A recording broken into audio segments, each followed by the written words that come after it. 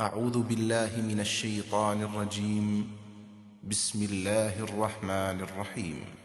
الحمد لله الذي أنزل على عبده الكتاب ولم يجعل له عوجا قيما لينذر بأسا شديدا من لدنه ويبشر المؤمنين الذين يعملون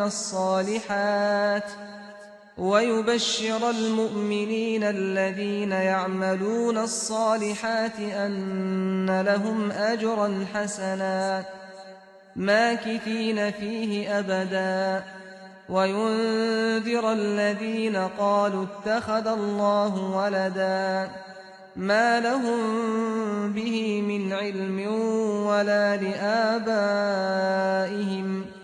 كبرت كلمة تخرج من أفواههم إن يقولون إلا كذبا۔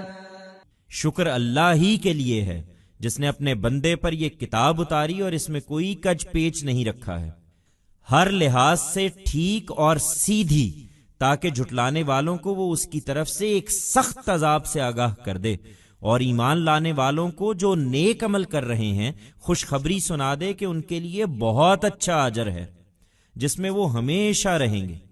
ان لوگوں کو آگاہ کر دے جو کہتے ہیں کہ خدا نے اولاد بنا رکھی ہے، انہیں اس بات کا کوئی علم نہیں ہے، ان کے باپ دادا کو بھی نہیں تھا۔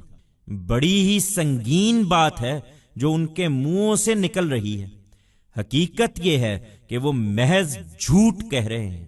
Gratitude is for God alone, who has revealed this book to his servant and did not leave any complexity in it. Correct in every way and clear so that it can inform the rejectors of a stern torment from him and give glad tidings to those who have accepted faith and done righteous deeds, that for them is a very nice reward, wherein they shall abide forever. Inform those people who say, God has begotten children. They do not have any knowledge of this. Their forefathers too had none. It is a very grave word that they are uttering from their mouths. In reality, they are just telling lies.